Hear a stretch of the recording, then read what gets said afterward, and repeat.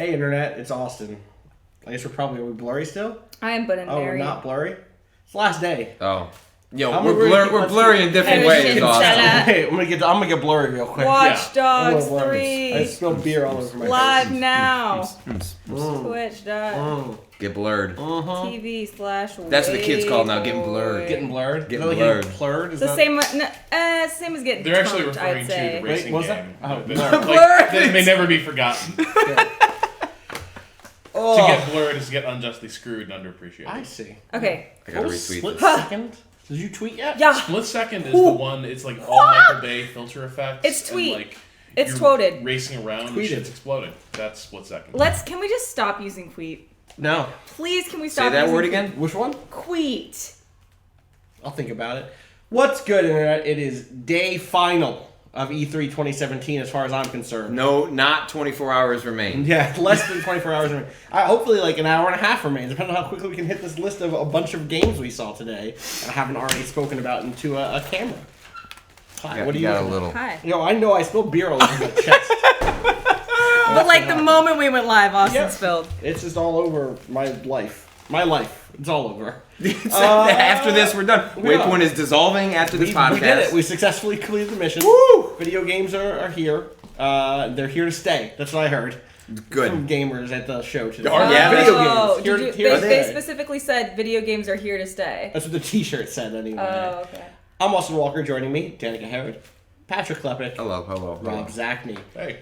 Where do we begin today? Our final day of E3. Let's end on what we think about E3 in general, but we start with just I don't know, like what I mean, you started with the coolest thing, probably. Yeah. Fils-Aimé. Oh, fils-aime. Oh, is that how you pronounce it? Apparently. It's Fil-Aimé. That's how it is. Fil-Aimé. That's what it is. So I interviewed Reggie Fils-Aimé, and he was the CEO and president of Nintendo NOA. America, Yep. NOA. I'll have that written up for next week, probably. I was going to say, like, next couple of days.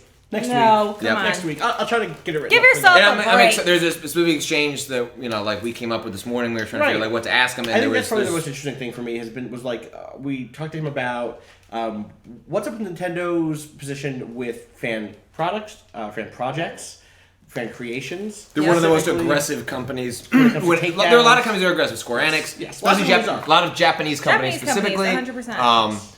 But which is interesting because like there is also a culture in Japan of fan creation and of like fan manga, fan comics in general. That is only if it is officiated like Really? by Japan. Okay. Period. Oh yeah, like Shut this down for me. working Break with it out. Japan, working with Japanese publishers for years. Like I have seen even like Crunchyroll's stuff gets DMCA'd because they're they're just like very strict about that kind of stuff. I mean, look at Atlas and Persona 5. Right. Totally. Yeah. So the thing that I kind of said was like, of course I understand why we're not going to go through that first level. That first level of conversation of like, well, you have the right to and should and can, blah blah blah. Like, okay, let's put that to the side. Let's talk about what you could do, which is you could reach out to these creators and say, "Hey, this project's really cool. We'd love to. We want to pay you. We want to like maybe we just want to bring you in and talk to you about maybe doing something." Well, so like we were talking about this morning, like with AM2R. So AM2R specifically, Metroid. They are now properly remaking a game which called was given Metroid, which is called another. Played it today. Return, another Samus. Yeah, it's, Return. What's the subtitle? It's Metroid 3DS is what they were. No, there's like whatever. It doesn't matter. But like the Samus. Yeah, they're properly making a game that was like amazingly remade by a fan. Right. And the idea that they would pay that person or like buy that project that would set a weird precedent. But like, what if they announced that game and said, you know what? Like we love the fan passion. We have brought in this designer as a consultant while we are developing this. Like something like that. Yeah. Exactly. And their response was basically like, we treat fan projects differently depending on where they are on this line. And on one side of the line is fan projects that are non-commercial. And on the other side are fan projects that are products that are commercial. Mm-hmm. And that was a really weird conversation because, and I don't want to say like a whole other conversation with lots of great back and forth. And again, the whole transcript will go up next week. But his answer there was very much like, we consider projects like that commercial. We don't consider people doing cosplay of Mario and like filming it on YouTube. That's not commercial. Right. Which is weird because like what if they're running ads on it? I'm not sure what Nintendo's policy or is like something selling like their like cosplay pics on Patreon or something. Right, totally. Whereas a project like AM2R which, and again, this is kind of like, Patrick, what you and I were talking about on the way over here, is like, it looks like a commercial game. If Nintendo said we're releasing this, you'd be like, oh wow, that looks amazing. Totally, exactly. But it's not a commercial product in the sense that and we're not charging any money. There's no commerce there. Right. And that like strikes me really weirdly, especially coming off of the Beyond Good and Evil 2 stuff, which was like, hey, pitch us ideas, send us stuff. And I'm not saying it's the only way to do games. But it feels like there are a number of different precedents being set right now in the way that fan activity can come into the space of creators or in the space of major companies. And Nintendo how that interacts with like legal stuff and like Japanese history. Mostly, and this is what we said the other day too around the Raw Fury stuff and the last night stuff, which is like, the messaging is just not there. Like, give me whatever that philosophy is in a way that is convincing. I think on the camera right over, we worked out like a much better, we'll write this message for you that says exactly what you're saying now, but in a way that's like nicer, like acknowledges fans and their passion and their creativity, but also recognizing that the legal realities that they... Here's a question for you. Yeah. For you, though. To what degree is Nintendo of America driving any of this? None of it. Because Reggie's position there is to kind of like be the face of a policy that quite possibly NOA is like 100%. Yeah, they're just upholding. And I think he said was like, listen, we take all sorts of meetings, of course, right? So like, I can't even say definitively that they didn't attempt to go down that road, but they didn't go down that road at the very least, right? So yeah, this isn't like I'm putting Reggie on blast, but like I would love it for that. I want Reggie to be able to go back to NOJ and say, listen, we need better words on this. Or we need to rethink this position and think about ways that we can work with the people who are doing these great fan projects, not just AM2R. Stuff in the Smash community, stuff in the Super Mario Super community. Project M is a great example of one of those instances in which like Nintendo essentially ignored an extremely popular fan project and at some point started like kind of... From what I got, the reporting I did on that was talk about what Project M Project M is a big modded version of Super Smash Bros. Melee that introduces like brand new characters and all sorts of other weird game modes and stuff. And the reporting I did in that suggested that Nintendo had privately given them sort of guidelines that was like, if you start ripping assets from the new games and bringing it into the old game, that's a problem. Yeah. You guys want to make your own shit? We're never gonna say it's okay. But we're not going to send a cease and desist and make you stop. And to be clear, that's what happened with games like AM2R, where like they tried to shut that down, and that is different than even saying like just looking the other way. Right, exactly. Nintendo is one of the companies that has always been like very, very, very strict with this kind of stuff. And outside of this, another good example that I can think of as far as like Japanese companies taking steps to like prevent fan works from coming out, Kingdom Hearts is a really good example. Like the people behind Kingdom Hearts were like, oh, we made the characters like look this way so people maybe wouldn't want to cosplay them. That was like a huge that was like a thing. That was like a thing. That's the opposite of like Hideo Kojima like designing Quiet because he just wants to see women not wear much clothing. Right. That was like a thing. That was like a thing with Kingdom Hearts, and that's been a thing across the board when it comes to very popular like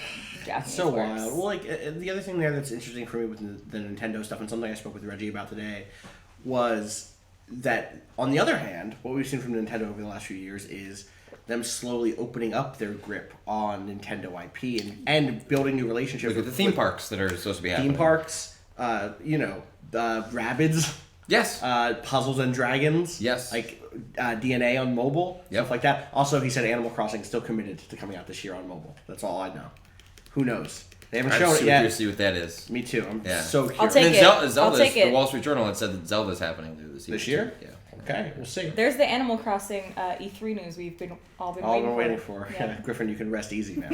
Not coming to Switch yet. So, what else? I think that was it for me in the morning, and then I kind of like wandered around a little bit, and y'all saw some other stuff. I saw Monster Hunter World. Awesome. While you were seeing that, I was probably seeing another Monster Hunter like. So tell me about Monster Hunter. Yeah, Monster. So, the like short trailer they showed at the PlayStation press conference. This was a large expanded version of that. It was about 20. Like they start the demo and they said, all right, so this demo's not scripted. I mean, we have like a setup for it, but like we set a time limit because we have to get you out of here. Oh, sure. And they're like, so hopefully we'll beat the monster. And like sometimes we don't. Like so, like hopefully it works out. And it was funny because I talked to someone the day before who it didn't work out. Like they hit the time limit. It was like, that's Monster Hunter World. Right. What was the monster? The T-Rex looking thing that essentially, like, remember in that trailer, the T-Rex looking thing runs into some sort of air creature, and which I don't remember their monster. And then Hunter Mickey throws, or not Mickey, then Mario throws Cappy. Mario throws Cappy. A little Cappy bear, right? Yes, exactly. Go ahead. Also, those little cat creatures are in this game. Despite the realistic Yay! graphics, it still has all the weirdness and humor of Monster Hunter, which is like a higher fidelity. Oh my gosh, that's good. Good news. And the cats are extremely good and extremely cute. Right. They're so good. So I heard that they actually thought about naming this Monster Hunter 5 straight up, and that then they kind of fell in love with the word world. Yeah. No, let's call it World. That's a good name. I also think it is smart to differentiate it Me too. in some fashion, because this is coming to PC later, they said. So I don't... they said soon after, but it's definitely not at launch. So the Xbox One and PS4, PC later. Because my guess is like the Switch, which probably wouldn't be able to run this, will continue to get Monster Hunter games that are rooted in 3DS. Yes. And then up-res. So anyway, it looks like it's a Monster Hunter Monster Hunter game. They have not. Yeah, they're cooking meat. Sharpening their weapons. The demo opens with him running and putting a fine meat, which is a specific type of meat that if you cook it correctly in Monster Hunter, putting that in his mouth, running through. The big thing, their big pitch for this one is that I've played maybe 20 hours of Monster Hunter games in the past. So I have a little bit of history with it, but I think when Austin you and I were talking about it, it's like I played enough to like get it, but then I saw like 40 hours in the distance like getting it, and I just wasn't willing to put in the work. Right. Those worlds are a little more isolated. There's not a lot of systemic interaction, right? Like they're like individual creatures, and like you would have encounters with them. But the big thing in Monster Hunter World is hierarchies of creatures that have interactions with one another. This is it. That's what Rob is here for, hierarchies of creatures. This sounds stalkerish. Yeah. Oh, right. Yeah, and maybe. So, like, there is a specific hierarchy of creatures that are dominant to one another and submissive to one another. And so, like, part of your... I was going to look at you because I was like, we know what that means. I could have said nice. 69. Nice. Like that? Like that. Oh, okay. So there's dominance and submissive. Well, no, that means like two creatures may run into each other and then run away. Sure. And then two creatures may come into conflict with one another. There was one instance. So the T-Rex creature, he's running all around, and the T-Rex gets knocked down through like an environmental interaction. And then some smaller creatures who normally would want nothing to do with this jump in and just start fucking clawing into him. Like compies? Like they're like... Yes, like little compy creatures. So that's real good.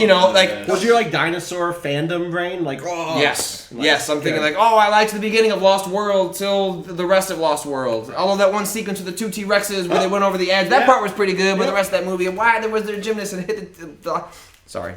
Lost World should have been better. The book is great. Mm-hmm. So that yeah, better than the movie.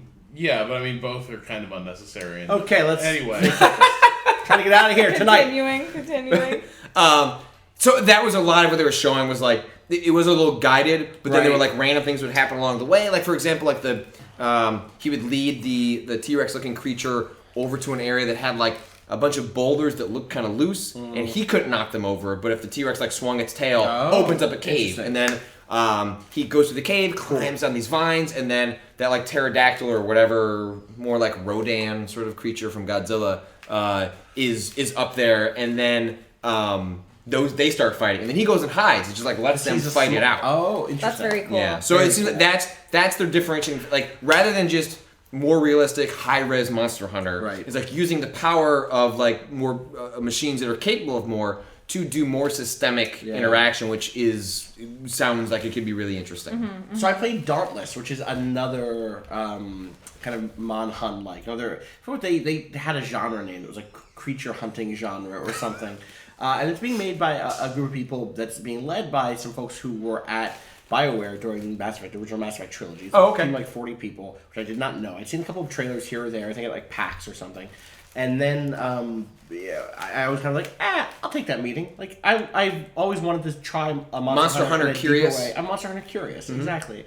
And I wanted to like sit down with people and like, okay, pitch something Monster Hunter, but online, or I guess they're all online, on PC in 45 minutes. Let's see how that looks. Like, I took that meeting, and I got there, and I really liked it. So it's a kind of an MMO in that like you're going to social hubs and then pairing up in groups of 2, 3, or 4 to go out and hunt monsters. And there's a lot of it that's been streamlined. I don't want to say more accessible because I still think that like fundamentally those are like sometimes that is the same thing, sometimes it is not. Right. So like, here's the thing that's streamlined is you don't have to carve.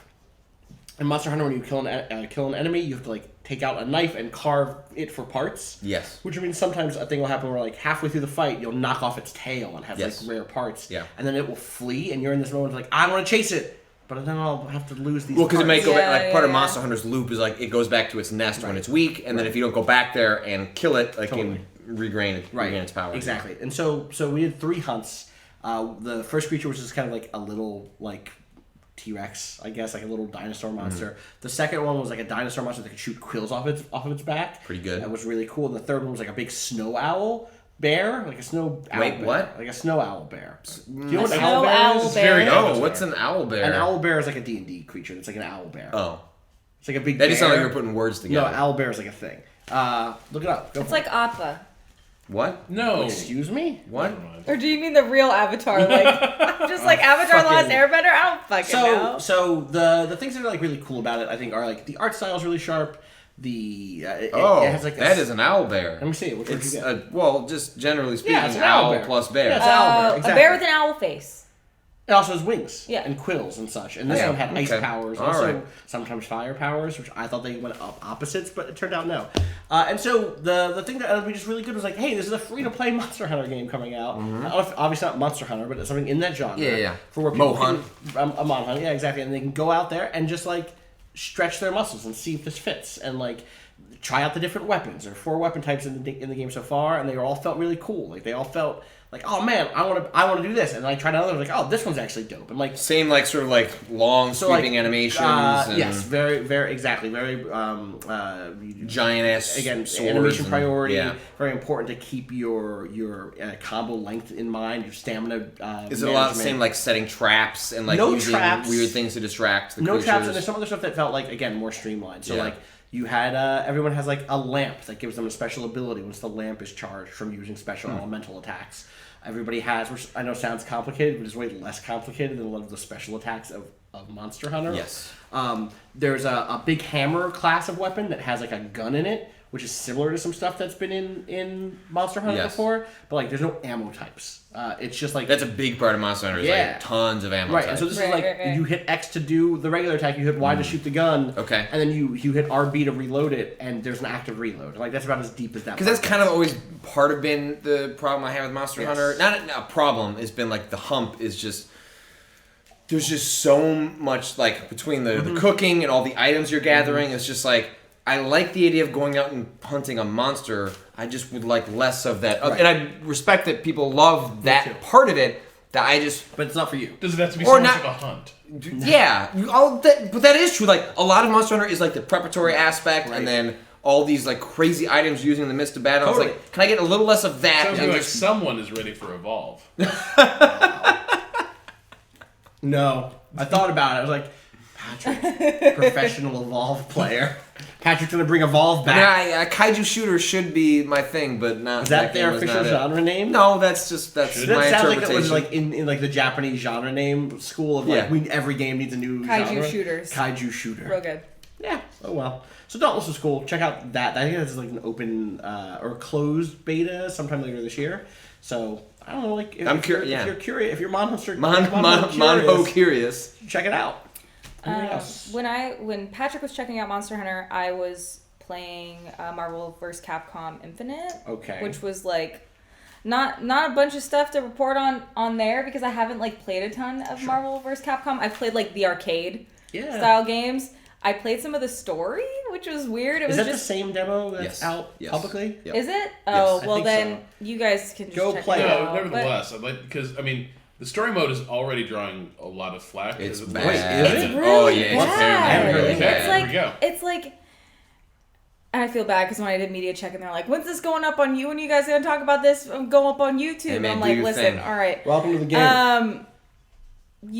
Story mode is basically like character interaction, introducing the characters. Like Thor's like on the ground and then like Hawkeye's over there and he's like, Hawkeye, what are you doing here? And then all of a sudden a swarm of robots. That's a good Thor. Thanks. A swarm of robots attacks. And then you're just in a fight. Okay. And then the fight ends. With who? Fighting the robots? You're fighting the robots. Ultrons? Oh. Ultranites? I don't really know Ultranites. because my audio was out for like the Good demo. the little part of the game. Yeah, and Do these cutscenes look good? No, they look like based on the trailer shown No. at the Sony press conference, they are bad. Boy. no. Some of the mechanics were fun. Like playing as Rocket was really fun because little raccoon. Oh, Peter Quill. Peter Quill, thank you. Yeah. Sorry. Marvel Playing experts. as Rocket was real fun. Like some of the fighting mechanics were cool, but the story, I was like, why do you have me playing the story right now? This is like, I'm not getting anything out of this. It's like, it's just interesting to see like Capcom have made their bet and come hell or high water, they are not moving their chips off Red is basically their approach, which is like Capcom is basically saying these are competitive fighting games. That's what people are here for. If you are into fighting games and enjoy stories, go straight to hell. Right. And release after release, this is kind of Street Fighter did this. Street Fighter 5's like post-release single player, from all accounts, was complete Also garbage. bad. Whereas like I played through Injustice 2 a couple of weeks ago over the KX. weekend, and it was just. I mean, it was really good. Like as a person that's never gonna touch multiplayer, like I enjoyed my 6 hours with it, and it was like well made. Capcom seemed very much of the like there were a couple kinds of RTS developers, right? Sure. Like there were some who basically were like, this is a high skill competitive genre, and that's who we're building for. And if you don't play that, go straight to hell. But Capcom, I think, are sticking to that approach. Everyone else has realized people like stories.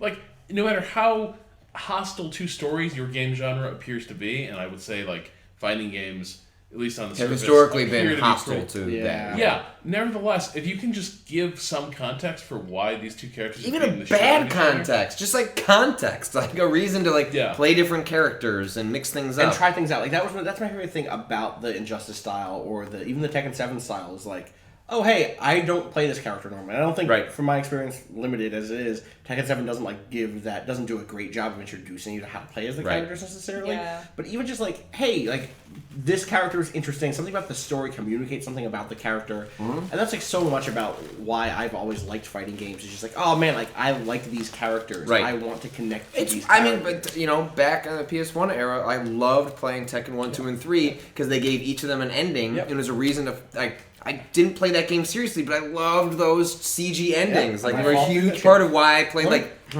you ever play Soul Blade? The PS1 version of it? Yes. That had interactive endings? Yes. Unbelievable. Really cool. I miss that era a lot. I think about this a lot. Even Mortal Kombat 1, had a deep mythology, like one of the first fighting games to establish something like that. Good old days. Yeah. Yeah, this was getting to be old. If there was a story here, like, I couldn't pick up on it because basically every cutscene was the two characters you're switching off as who are fighting win the fight, and then like more characters pop into the screen and you're like, oh hey, what's up, like Captain Marvel, oh like hey, what's up, Doctor Strange, and then those Very two people casual. go and fight. Like no, but it's like hey, what are you doing here? Is that what are you okay, like? here's a question. Is that stuff from the actual story mode, or was that made for an E3 demo?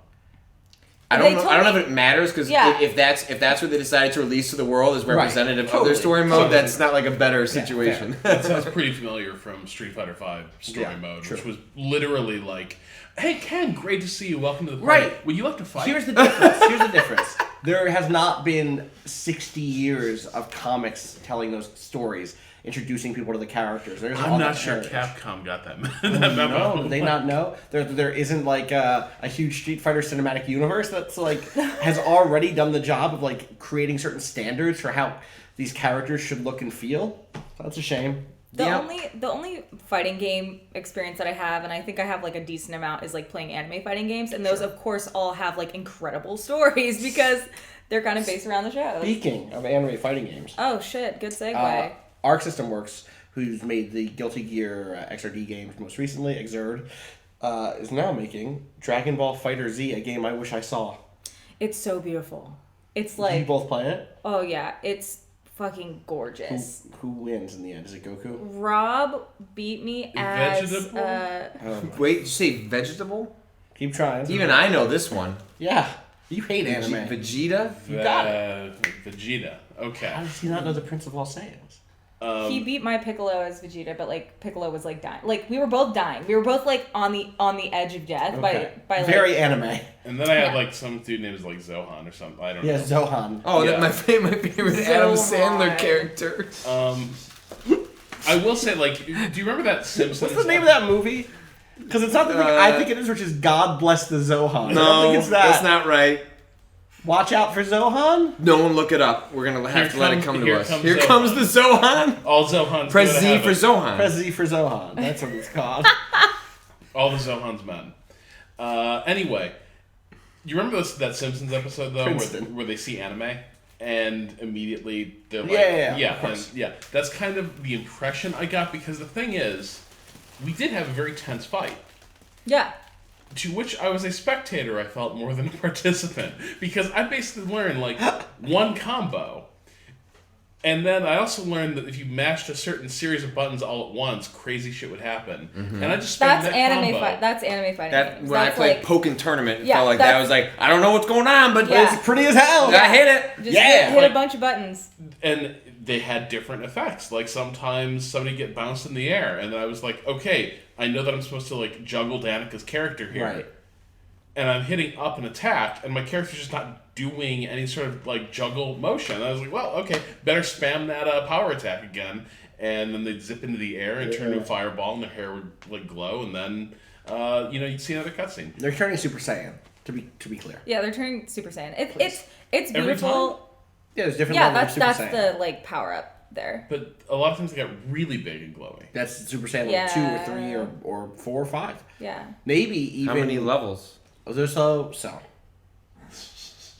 Here we go. Hello, fellow count free as thinker. canon. It depends on what you count as canon. If GT is canon, it's all weird because then there's Super Saiyan 4, which is some bullshit. So 3 is what you're saying. Right, but then there's also Super Saiyan God, which is a whole separate thing. It's actually just like... That's when you're on God mode. It's when you're on God mode. Like, ooh, he on X Games mode, but like on God mode. Enter the Zohan. So don't mess with the Zohan. Okay. Nailed it. So the game is beautiful, cel shaded. Like, don't mess with the Gohan. As someone who's played a lot of my favorite DBZ movie. God, go on. As someone who's played a lot of the Naruto games, which also has like beautiful cel shading, this looked pretty similar. Yeah. I love the like before the fight. There's like character interaction, like in most fighting games, but like this reminded me a lot of like the JoJo like intros in the fighting game where they're like, "I'm here," and like, "I'm gonna kick your fucking ass," and the other guy's like, is that a direct quote? Yeah, and the other guy's like, "Oh, bitch," and then they fight. But can you rewrite this game for us, please? I will say, Rob and I checked out a bunch of stuff at the Bandai booth today, but I will say that this year's E3, like, obviously is open to the public, but a big thing that they're doing is pushing for like influencer participation. So like Rob and I go for like our press, like our media like meeting that we have scheduled, and we sign in, and they're like, "Oh, just go into the booth," and there were lines for every single game of like tons of influencers just being so loud and like Snapchatting and whatever else. They're influencing. I know, but like I had to wait for 3 rounds before I could play Ni no Kuni. I was like, but you had an appointment too, which is the thing. Well, I had an appointment. It's very weird. It's like I ran into Jeff Gerstmann today, and he and I talked a little about it, and we kind of thought about the segment last night that Patrick and I went to Giant Bomb to do their live stream. It was you, me, Griffin McElroy, Justin McElroy, and Chris Plant. And Heather. Oh, and Heather. And you can find the archive of that online. That's online. It's on the internet. You can Google it. Just put those names in. All together as a string. Yeah. Collusion. The thing that we did a lot in that interview, or that segment, was like talk about influencers and dunk on influencers. And Jeff and I had this conversation that was like, "Oh man, maybe we shouldn't be so mean to fucking influencers. Maybe it comes across as being like cranky old men and like being like out of touch and like missing it." And then like it just hit us both at the same time that like the fucking word influencer sucks. Well, I mean that's the fact that you, like if someone it's not if someone. Do you want to be called an influencer? Right. That's the thing that got to me was like it's not just that. It's not just that someone in the sales room says influencers. People in sales room say all sorts of bullshit.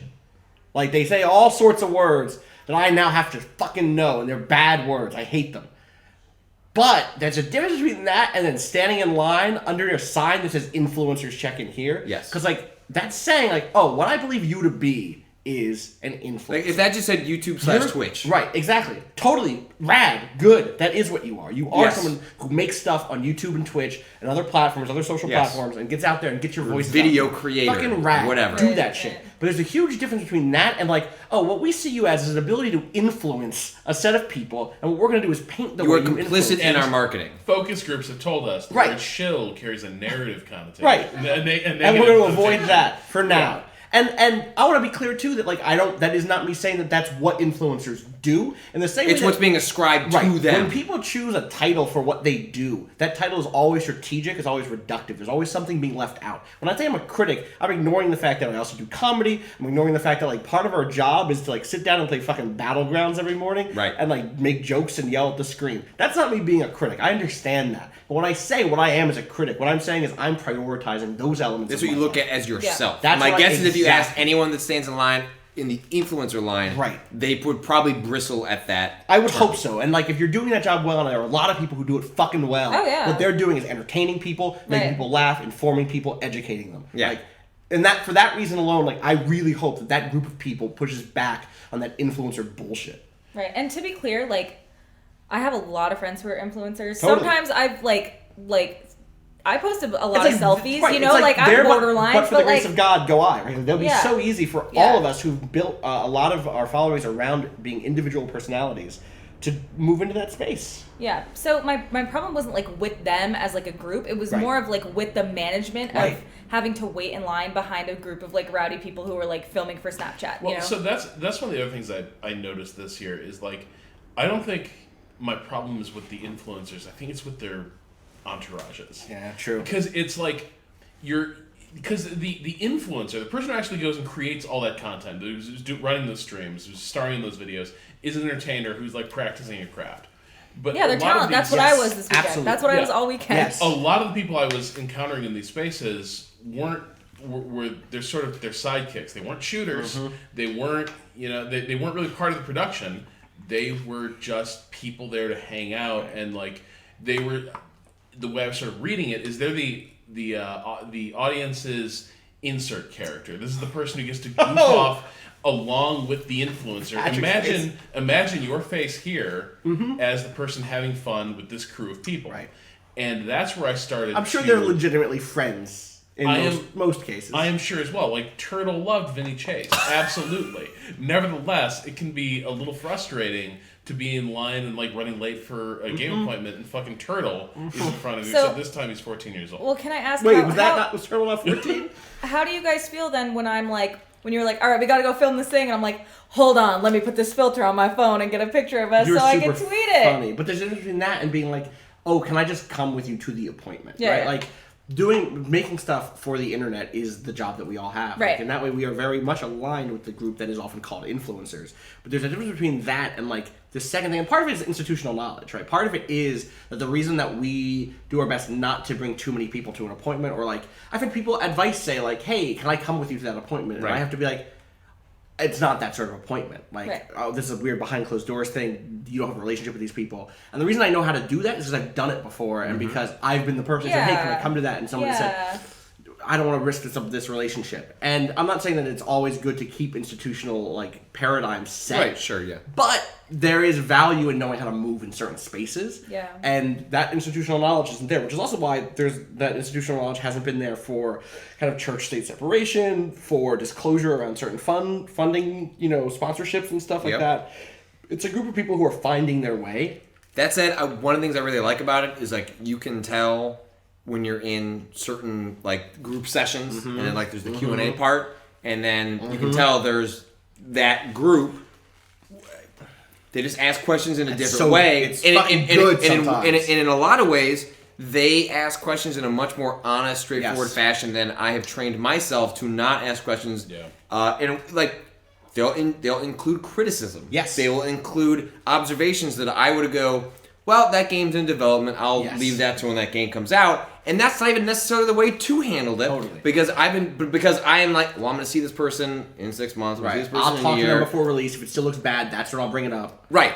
And it's fascinating to watch because you'll often Like see developers pulled off their talking points because so they got shook. Because they're like, oh, you're not supposed to ask the question in that way because institutionally, that side and my side have agreed upon certain parameters, whether consciously or subconsciously. And so I have often found it to be like really illuminating and interesting where it's like, yeah, you know what? Like sometimes I should drop that facade because they're acting how they act in front of a camera to this person, and I should probably... And the second that we move off the sort of like partially agreed upon script, it like opens up into this other thing. And a lot of them are more passionately engaged. Like a lot of them aren't influencers who are like pan gaming. Yeah, they have their lane. Right. And so the thing is, like, you know, I sort of saw that vividly in the Call of Duty meeting where like I have to couch all this in like, so the way Infinite So I'm Warfare curious was about, received, you know, words like that. Talk me through sort of the thinking. I'm interested in. Whereas like some of the YouTubers who were in my play session were basically like they're able to straight up say like, man, Infinite Warfare fucking sucked. I'm glad to see you're back to this. Right. Like, and that's a certain and you see like you see the reaction where they go, Thank you. Right. We're glad you're very excited about Call of Duty. We're really passionate about World War II, yeah. The game, and also the event, I guess. Horrible war. Right. Race. No, it's so I really and that's the plus side of all that stuff. I want them to keep that shit and like essentially like I don't know how much I'll change what I'm doing, but I appreciate seeing that like raw angle to coverage that they do. RAR. RAR XD. Did he just say RAR? Did you say RAR XD? RAR. RAR. Like RAWR? RAR. Do not do that. RAR. Okay. What else did we see? It's so good to be on a pod with somebody from Chicago. It's really a relief. Let's get raw. I was looking at this list of video games. Oh wait, was it Raws? What you were saying? Bras? What? Raws? I'm moving on. What else did you see at either Capcom or Bandai Namco? You can go. So I saw Ace Combat 7. I played the VR mode. Yes. And which you've seen, right? I saw that a couple weeks ago at Judges Week. Yeah, it was cool. Can I say the question you asked me when you took the VR thing off? Yeah. Rob looks to me and goes, so just curious, for PSVR, are all games kind of like blurry and like fucked up? Yes. That's the sort of question a fucking influencer. That's your inner influencer. Get on YouTube, Rob. Because the only way to keep it... Hey, guys. You're 3 weeks from having totally your own. The only way to keep it sharp is to constantly like kind of push it down, and it doesn't quite stay in your head properly. Yeah, it was even like it's weird. It was. I still cool. like it. Like I mean, the other headsets aren't much better either. Well, I don't know. Vive is noticeably sharper than PSVR. Yes. PSVR. So there's two different things. One, PSVR is, despite the fact that it's the easiest to kind of like screw on your head and get in position, it seems to always kind of push up and get blurrier. Yeah. But it also has the lowest resolution screen of all of them. Yeah, and that was the thing. Like, it's really cool. I think VR is happiest when you're in the cockpit of a plane. Honestly, Yeah, like, sure. That's its And a native controller, environment. Yeah. so that you're like, or even I would love to play that game with a joystick. So what'd you think of that thing? It was absolutely cool. It's a very simple dogfighting game. Yeah. In some ways, maybe a little too simple. Like I think the problem is the game lacks faith in your ability to actually follow enemies through turns, and so what it turns into is you fly away, you turn around, you get a missile lock, you pop a shot, and that's kind of how these battles unfold. And especially in VR, where it really sings is where you're like looking up and down, left, right, like tracking people through turns. Then suddenly, like all the basic maneuvers of Ace Combat 7, there's not much to it. Yeah. All of it suddenly takes on this new life, right? Where it feels dramatic. You are now like putting this thing into a hairpin turn, or you're pulling an implement, and that feels amazing. That feels so good. Did you get any bits of like flying through the clouds? Yeah. Like any of the rain? Did you get rain? Utterly disorienting. There's this bit. Got clouds. Okay, so I played and like I don't know if there's a dynamic weather system or what, but like I had a fucking thunderstorm, but like only as I was passing through the clouds. So I had this like super shaky bit while I was getting through the storm, and then popped up over the clouds to like the sunlight and the kind of like white canopy below me. It was like, this is rad. Like I would play a whole game like this. Yeah.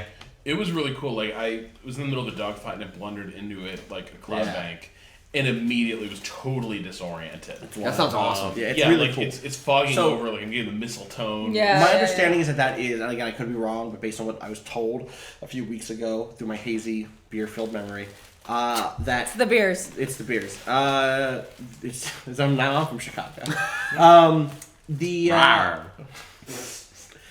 That's a separate mode. The VR thing is not like the main campaign, and the main campaign might also have more complexity around like the combat design and some of the maneuvers. So I want to make sure that we like. It's weird that you would do that because the thing is, the hardest because I'm also a big enough nerd that I own a Track IR for my PC and all that shit, right? The head tracking stuff.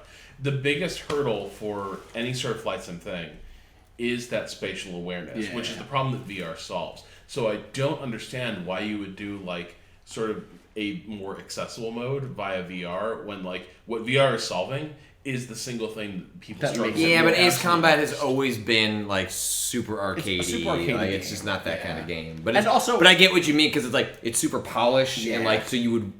Like the game you want is like some sort of middle ground in between the two, like not quite all the way sim, not quite all the way arcade. We'll go to the strange real of the middle ground. Well, this is I don't think the middle ground exists. Like I was talking about this on Twitter not long ago. In the late '90s, like the flight sim community exists in this happy place where there's just enough authenticity that it feels like you're actually flying a World War II aircraft. But it's not so realistic that you have to read a manual to figure out how to make your plane get off the ground. And then that sort of diverges, and you get the strange reels.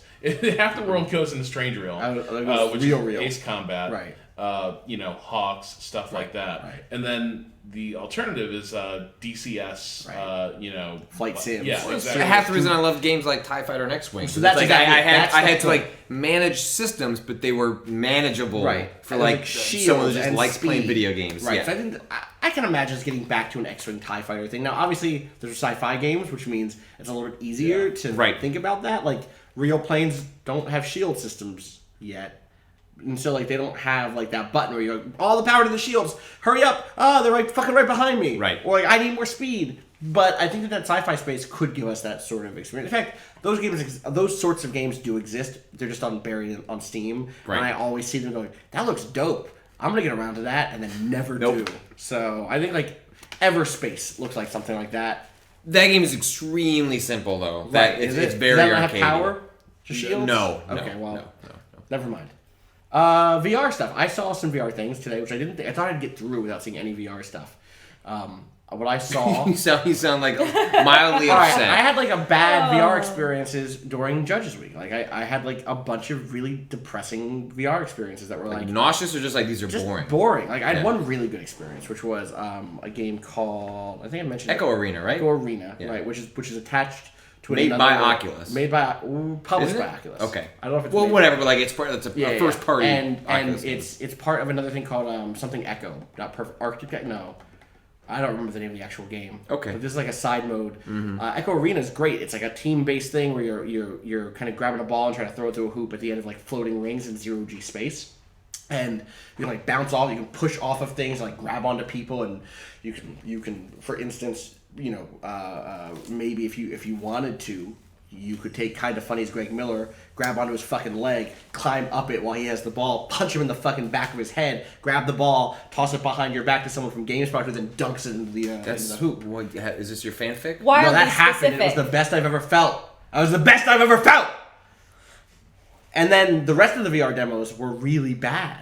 They were like shooting galleries and like dressed up like we're gonna do new stuff. Where a lot of stuff is already out there in VR where you tell a story. But we're the ones who are going to like really break storytelling. And I was like, no, you're going to like give me a fucking gun and let me shoot at robots again. Yeah, but that's storytelling. It is. It's bad storytelling. Storytelling, like, what if, like beer, can be good or bad. What if it was like Ghost Squad What's that game called? Bravo Team. You don't ever remember it. I remember because I want it to be called Ghost Squad so bad, and I don't know why. I want it to be called Ghost Squad Bravo Team. Yeah, that would be ideal.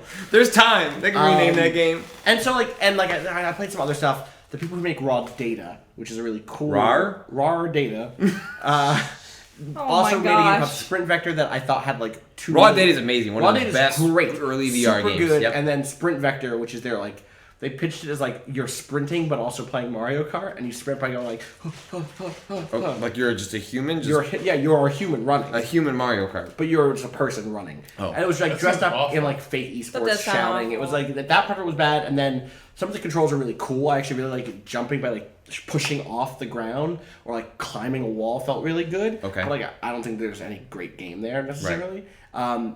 And also in general, just have like again and again and again really negative VR experiences. So I came to this event thinking like, all right, like I'm curious if there's even going to be VR on the floor anywhere. Right. And there was at Bethesda's booth. Yep. Where I got to try out Fallout 4 in VR on Vive, Doom VFR on Vive, and then Skyrim VR on the PlayStation Move. Right. And none of that will ever be on Oculus. No. Well, people will hack it. Yes. Someone somewhere will like. I'm yeah. And I wish it was because I actually really like the Oculus Half Moon controller, the touch. I like the Vive controllers better. I like the Vive controllers. I like how they fit in my hand. So they fit better in the hand, but the button placement is extremely. I find it to be extremely confusing on the Oculus one. I find it the other way. The Vive ones, I'm like, where the fuck do my hands go? It might just be about time. I spent a little bit more time with the Oculus. But where it really hurt was like weapon selection and stuff, and just kind of like the usability in Fallout 4 was, and in Doom, frankly, was a little weird. Like, so the way it worked was left hand was your Pip-Boy, right hand is like your gun hand. You you literally look at the pull up the Pip-Boy, that's kind of and then hit buttons to kind of navigate it. Okay. And the button placement was like not great for that. Okay. And then you either teleport by, I think, maybe not left trigger, it might have been pushing in the left. But you're warping. Pad. You're doing warping. there's like or you're walking. You can walk with the circle pad. Yeah, and that felt terrible. That felt so bad. Did it make make you nauseous? A little tiny bit. If I had done it for an hour, I would definitely have gotten nauseous. And then on top of that, it just like it isn't built like just like enemies running at you and like shooting at them, and it's just like the game's just not made for that. It's not made for it. And then Skyrim's even worse on PlayStation VR. We played it with the Move controller, so. I bet it's better with an actual controller. With I think Fallout 4 VR is better with an actual controller. I bet, and I would play it that way probably. What the Skyrim VR thing was the weirdest thing that I hadn't thought about at all is PSVR doesn't let you turn around because the camera will lose sight of your eyes, sight of the headset. You can get like this most like of the this way, but you can't actually go back. Yeah, playing with the Move controllers. The plus, I guess, is that if you have like a spell in your left hand and a sword in your right hand, you'd be like, I'm stabbing you and I'm shooting you with fire, and like that feels like okay. The stabbing feels bad, like, but also like that, the way the combat works in Skyrim, that's like not usually a scenario. Right. You just have like things in front of you. Yes, exactly. And then moving is all blink based. It's all like so in VR. One of the popular ways that you move is being like, I want to move over there, blink. I want to move over there. Well, you point with the controller, and then you hit a button, or you with the headset, and then you zap. It's like literally like a Dishonored blink. Yeah, it literally is, exactly. And you can't, with PSVR on, you can't turn around and do it because it loses sight of you. Right.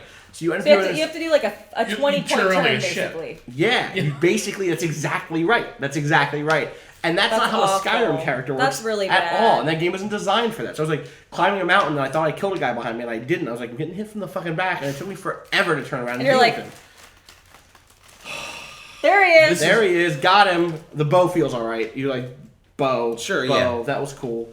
Doom VFR, pretty cool. So Doom VFR built for VR. That seems like the big difference. It's just like rather than adapting what's there, it's building a thing around it. And built with the assets of Doom. One big control difference is it does the blink thing, but it also does dashes. Or if you hit like down on the left circle pad, it bounces you backwards. Is that what it's called? Circle pad? What's why? I don't know. But it's a circle pad that like detects your where your thumb the whole time. Right. So you hit left, you do a quick dash left, and so you're doing these like quick dashes in and out. Very like it feels almost like something like ARMS or Virtual On, where you're like I'm like side dashing like back and forth, like very like I'm controlling this. As opposed to because that's the problem with the teleportation stuff is that in a sequence where you need to do things quickly, it very quickly falls apart.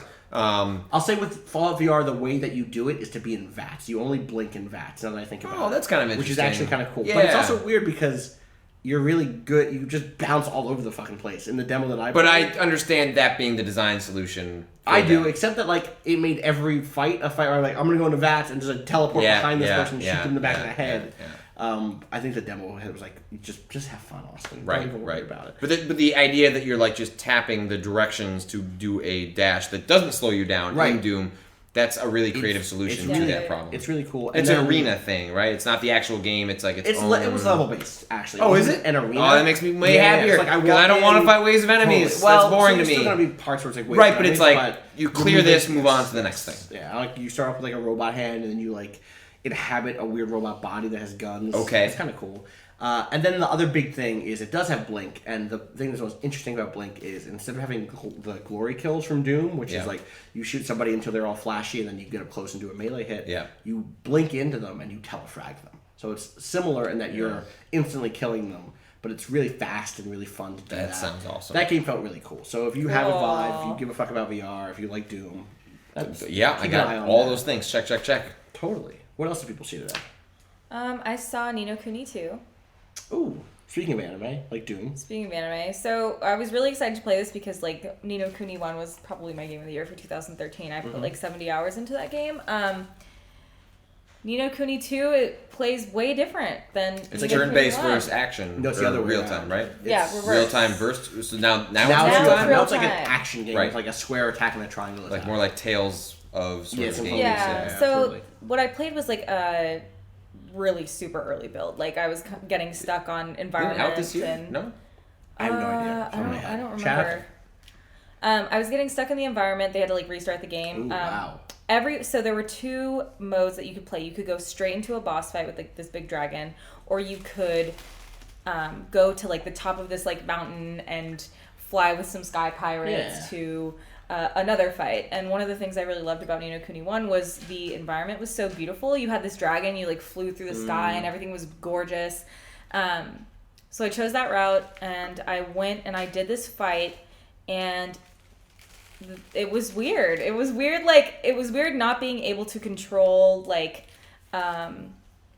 the items on like the other members of my team. Right. Like you're only playing as yourself. This reminds me of I love the world of Final Fantasy 12, but could not. We were talking about this with Xenoblade Chronicles, same way, where it's like I like having full control over my party. Like I just prefer when I play like those Japanese RPGs, I just prefer turn-based control over my characters. Like, and so when it does like the MMO style of like just assign.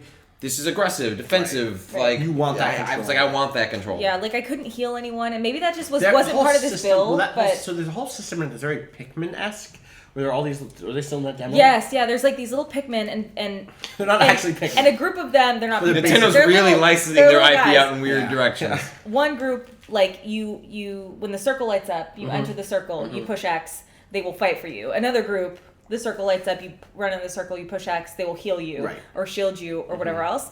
So that's a mechanic that is new, that is kind of interesting, but still like it's not me like switching to my familiar and using his like really cool, awesome powers or whatever. I'm curious else. if like this is maybe a game that demos poorly, right? Like JRPGs in general do demo poorly, Yeah, it also looks very different. It was jarring. It was jarring, but I'll still play it because the animation still looks a lot like the Ghibli's not all involved the anymore, right? No, they're not involved, but they kept like this. They like mimicked the animation style, so the cutscenes all look the same. But like the 3D animation is a little weird. There's some characters that people loved from that first game. Some weird. Oliver was the main character of the first game. Was the little boy with the brown hair. In this game, there's some weird characters that people love from that game. Maybe I'm thinking of the wrong game. Quill. Oh, Peter Quill. No, just regular Quill. Oh. Peter Quill's a different character. Oh, Star-Lord. Right, Star-Lord. He's a raccoon. Yeah, raccoon. I remember him. Yeah. I Anyway, hope it turns out to be good. I really hope it turns out to be good. I'll buy it regardless because I really love the first one. So I was like, JRPGs are hard to demo. Except you didn't play Battle Chasers at all. We played Battle Chasers. It's been a couple weeks since I played Battle Chasers. My demo was rushed, so tell me about you. I wasn't prepared. I knew about the Kickstarter, but I haven't really been keeping up with what's been going on with the game. I haven't watched any like recent trailers or anything like that. So I guess to set up the game, it's from a bunch. One of the lead designers on Darksiders and Darksiders 2, and then the artist, Joe Madureira? I'm not sure how to pronounce. Right, is that right? I'm not sure. I know how to write it. I've never pronounced it out loud. Yeah. But he was an ex-Marvel comic writer, did a lot of X-Men and things like that. Battle Chasers was a comic. Yes, in the late 90s. Or as he put it, I like to say late 90s if I want to date myself, the early 2000s if I want to make it seem like I'm older. Yeah. And those designs in that comic had always been very animated. And he was so upfront about that. He was like, no one was making stuff that was influenced by Japan. I was like, hey, your main character looks just like Guts from Berserk. And he goes, yeah, Berserk was a big influence. The thing that I said, this is like, it felt like when I saw it that it was like someone realized that lots of Americans had not seen anime designs before. Yep. And he was like, what can I take from, Berserk? What can I take from, Slayers? What can I take from, all of that design is, so there. And I don't even mean that as a diss. That comic came out forever ago. Yeah. And those are the characters they are. You made those characters then. And also, for him, he, acknowledged, I was a lot younger. Exactly. Exactly. It was specifically a series that was, riffing on influences. Absolutely. And what's interesting is them returning to that is now it's a game riffing on influences. In which, they, said, we love JRPGs. We want to do kind of our own thing based on that. And it's not based on any particular, but, just... the Chrono Trigger or Final Fantasy era, that SNES era of JRPGs, and them doing their own thing with modern systems and it's a gorgeous art. It looks so amazing. It looks so good. I was thinking some of the animations when the characters are walking or when they're getting ready to fight remind me a little bit of Vanillaware with dragons. Sure, yeah, I can see that. Yeah, really beautiful. And then the combat style, one of the things that's really cool about it is just there is this there's a lot of risk reward in terms of charging up basically for bigger attacks. I don't want to get into the specifics quite yet, but there's there. There's something there that is not just menu pure traditional Final Fantasy VII style. Right. Not that I don't like Final Fantasy VII that much, but you know what I mean. Wait, Final Fantasy VIII's better. And it's also Are you a Final Fantasy 9 person? No, I'm not. Okay, good, because I don't want to judge. No, people love that game. Of the three, 9? Yeah. Well, 8's just unbearably sad. Okay, fair. Is that That's why I like it. Yeah. What about 10? Let's talk some orphanages. Voice acting, Titus disqualified it for me. Oh, I great. I could not bear it. Titus? Titus. Come on. Titus? You like 10? Titus? We got 10-2. Yeah. 10-2's great. One thing I like about the combat in that game is you can do damage to enemies before you get into a fight with them, or you can stun them before you get into a fight with them, which is not something that you see in a lot of games like this. Does Persona still do that? I played a bunch of Persona 5 and I don't remember. I don't think it does that. You could double hit an enemy, enter into a fight, and it'll have taken that damage. So you already weaken it, or you can stun it and you'll get into a fight. And so you have parties of 3, and then when you're on the sort of the dungeon area where you're exploring, you can swap between the party that you have because each of them is they call them dungeon abilities. And so for example, one of them has a light. So it's if you're in a dungeon that isn't illuminated, you can see in front of you further. The big mech has an arm cannon, and so it's he can hit from a distance and do fire damage before getting into a fight, and you can stack that fire damage. You can hit them up to 3 times, so they're going to hit with boom, boom, boom, and then you can right when you get in. And also, one of the things I think is really clever that they're doing in terms of character archetypes is for example, the giant mech is actually the healer. Yeah, they're actually flipping your expectations on characters because they're it's funny that the giant mech is the healer. Right, It's the very small character is the tank. The 12-year-old is the tank. Yes. Another thing I really like about the game is the cutscenes, and you can tell they're going back to the comic because the cutscenes are all comic style cutscenes, pop-out panels with dialogue.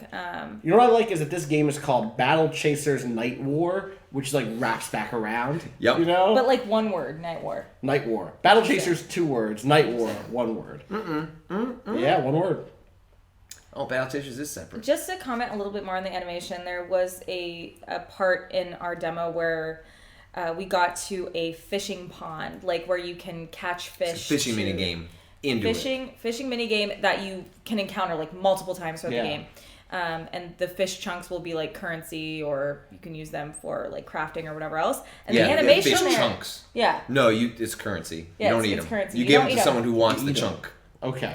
Anyway, they want the chunk. That animation is like beautiful. Right. You'll finish. Don't judge. Don't chunk shame. Don't chunk shame. I'm not chunk shame. I'm like, what is the opposite? Just some dude rolls into town, just like reeking, just like rotting, like marine death. Who is this millionaire? That's like the Seattle fish market or whatever. He got the chunk. But yeah, that was like. It's my favorite Transformers song. He got the chunk. He got the chunk. Oh, I was going with Crowder. The chunk. Boo. End the stream. Anyway, that was it. The animation. Battle Chasers Nightwar. It's coming out later this year. It's going to be on Switch. That game will be perfect on Switch. I'm getting it. And the animation was good? Is that what you're saying? Animation was real good.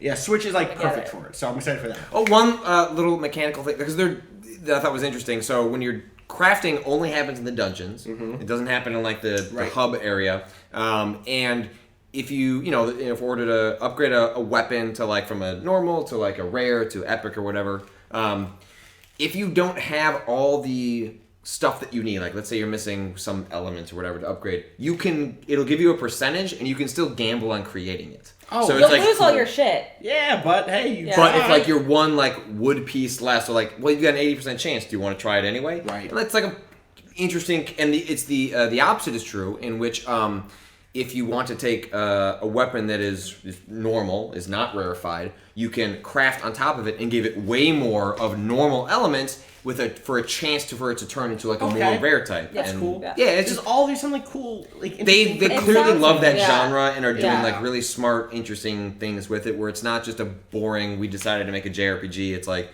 we love these games and we're bringing like decades of passion about them. Especially as weirdly like Square moves away from like turn-based stuff, and so there's a nostalgic element to it that gets an additional sort of reaction from me because the studios that made those games in the first place are quickly moving to sort of like action-oriented. Totally. No other RPGs on this list. Well, I guess Shadow of War has stats. You played a lot of Shadow of War. You played way more Shadow of War than me. Well, I went to What did you play? I'm pretty sure it's this. So the demo. Well, you can correct me and see if it's the same demo as what you played. You sit down. And there's like.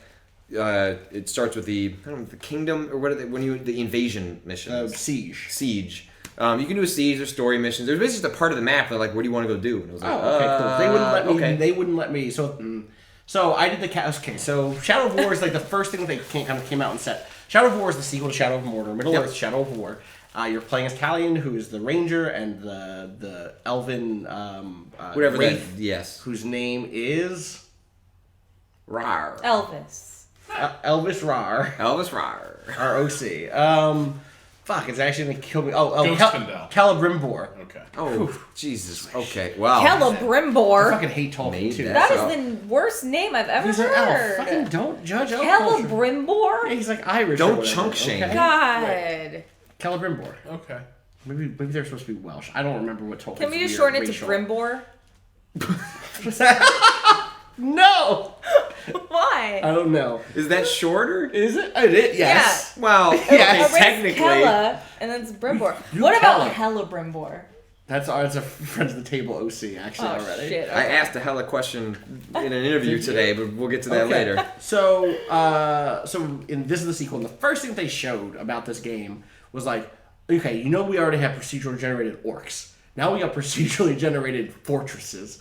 We got castles what have bees in them, or instead of having attack bees, we have oil that you can dump on them, or we have like arbalests shooting out and catapults and different defensive techniques. And this one's poison versus this one being like industrial or whatever. This one has cult magic.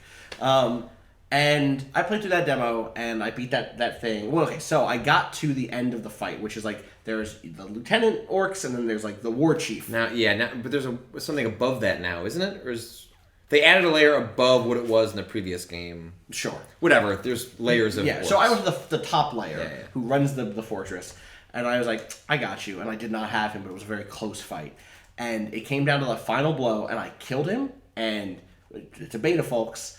After I killed him, while I was still in the I won animation, it was like, you did, like, jog, slow motion. Another rando regular ass orc was like, back, done, you're done.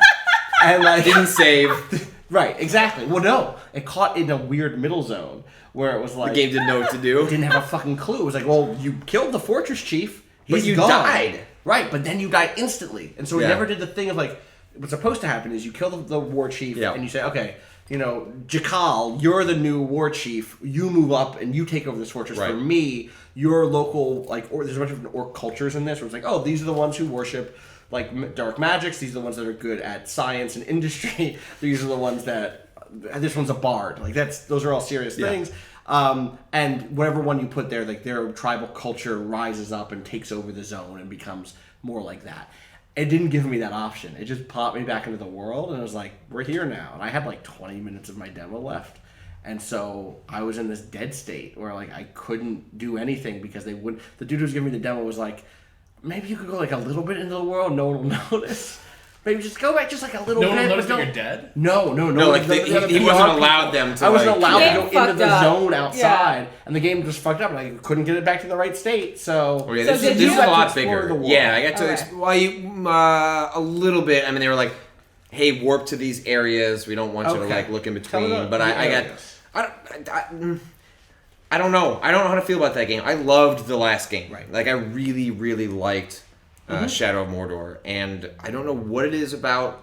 I played it for an hour and a half almost because they were just like, "Hey, just keep going. There's a ton of stuff. Like you want to keep playing." I was like, "Right." And it's the last day of E3, which means like I don't want to fucking move. Well, and the guy, he's like, "Hey, do you not play this game?" I was like, I played the other one. He's like, "Great, this is gonna be a much easier demo." And I don't know. Like for one, it looks really flat in a way that It's been a couple years since I played the last game. Was that game flat too? Yeah. Okay. It had moments. Like most games, it had moments where it was like, oh wow, like the fire is hitting this cave really cool or whatever. But like mostly it was like stacked gray and like brown a lot of brown a little in bit that. of like really desaturated green. I didn't like how this game controlled either. The character feels like a weird tank. Yep. And not jumping like on things is awkward. Yeah. And it just feels very stilted in a way that I didn't expect. And a part of it is... And I almost don't know how to articulate it because I played it for an hour thinking, well, maybe I'm just not getting the rhythm of it. It's like, I thought the same thing in 20 minutes or whatever I'm playing. I was like, okay, it's 20 minutes. Maybe it's because I hopped into the middle of a game. Right. You know, it's been a while since I played this.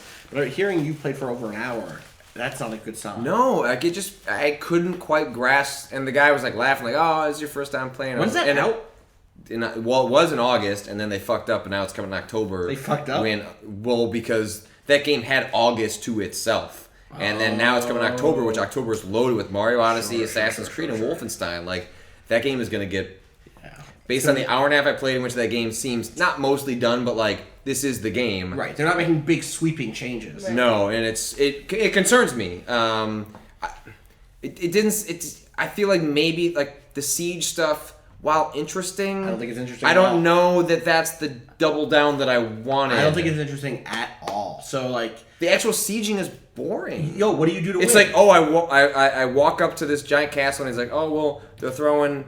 Who stuff cares? You shoot arrows at them, I guess. Like, okay, and mostly you can just leave the groups you have to just do their work. Stuff. And even if they're not doing their work, the way you win the castle over is you go to the red zone on the map, you and stand then hit down. You kill a bunch of orcs until you can hit down.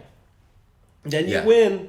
And like it was the wrong Wait, is the red zone like a keep inside the... It's just like, oh, this part of there are different capture points, and then you get all the capture points, then you gain, yeah. You know, you get the castle, and that's the end of that. Like in there's a raid. War. Yeah, there's a raid per zone. They said there's a bunch of zones, as opposed to in Shadow of Mordor, there were 2 zones. Right. There's a north and the south over a wall that you were trying to get through. This one, he's like, oh, we got all the zones. I was like, I don't know if I need all the zones. Because like part of my problem with Shadow of Mordor was like I was able to paper over like how sparse the world was because I was the Nemesis system was so fascinating. Right. And now they've just a world that is also sparse, but there's just more of it.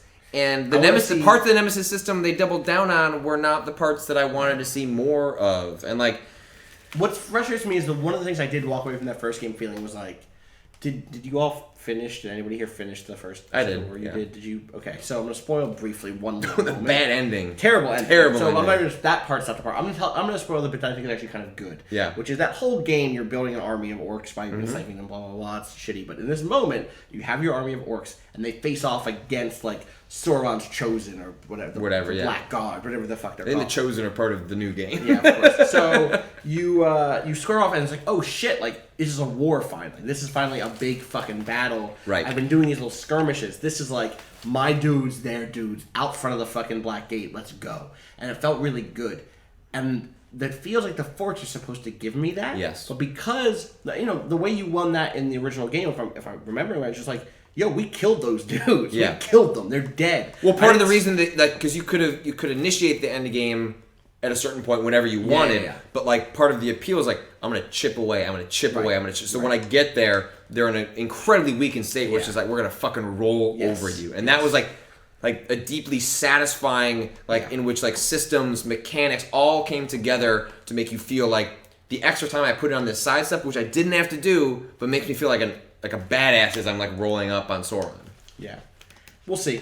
I don't know. I'm the demos have been poor. They've been poor. I'm hoping that naturally playing the game, maybe there's stuff there that's like more. that could be satisfying that you only see briefly. Like there's a loot system. You can upgrade your weapons. You get like drops. Yeah. But it all felt excessive, or not excessive. It all felt like gilding a lily, except that it wasn't a lily at all anymore. It was like just like some grass. Well, the original game, it felt like they grasped something they didn't quite realize everyone was going to respond to, and they spent several years making something that it didn't feel like they then spent that time grasping it. It's the other thing that's just like, I want more proc-gen NPCs in games generally. Right. And who knows what all they're doing here, but like, there's a game on Kickstarter right now.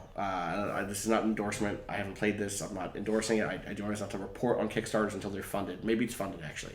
It's by the guy who made the game Soul Trader, which is like a top-down sci-fi space thing that I really like. Jack DeKeat wrote about it last year. That is all about procedural. The Soul Trader was all about procedurally generated people, where you'd be like, talk to somebody and they'd be like, oh, I want you to go find this guy, and then you'd go off and like talk to a billion people throughout the solar system and find out like 3 hours later that like the person who asked you is secretly that person's like granddaughter, and like, oh wow, like ProcGen produced this effect that's really cool. And the new game he's doing is called like Elder Light, Ealdor. Ealdor. That is like similar in a fantasy setting. That's like a fantasy kingdom, and like everyone's connected in different ways. I think like ProcGen has a great deal of possibility in this space, and that's the direction I wanted the Shadow of Mordor team to go in. Was like, give me more people who are procedurally generated, and maybe don't make them all just like the enemy I have to kill. Make like the resistance, like the people from Gondor can be procedurally generated. things that can be surprising. Right, give me those relationships. Not just like, we have partners who die, who I thought they died, but then they come back and now they have like a hook arm, and like, oh, I never let you go. Tell you, like, I always have your back. Like that sort of the stuff. I mentioned the Far Cry 2 buddy system the other day. Like that has a similar element. There is a little like. You can before like the orcs that are in your army. If they can be they come like bloodied or something like that. But it's like they will die out unless you go over and revive them. And they said like stuff like that. They remember that and will remark it to you later. Where it's like, hey, thanks for helping me in battle, which is cool. I just want like 1,000 more of those things. And I want stuff like that isn't just about like, did I kill that dude or did he die? Right. I want some of that stuff that's like, you did that quest line for me and now also XYZ. Right. And some of that is always just going to be authored. But like, I want them to explain. The Nemesis system was it's the line between authored and procedurally generated, where it's like it uses procedural generation to like enhance authored pieces. Totally. Apparently, the dev of Elder Light is doing a stream of that tomorrow. Oh, cool! I'm gonna check that out. Maybe I'll still have Wi-Fi before my plane takes.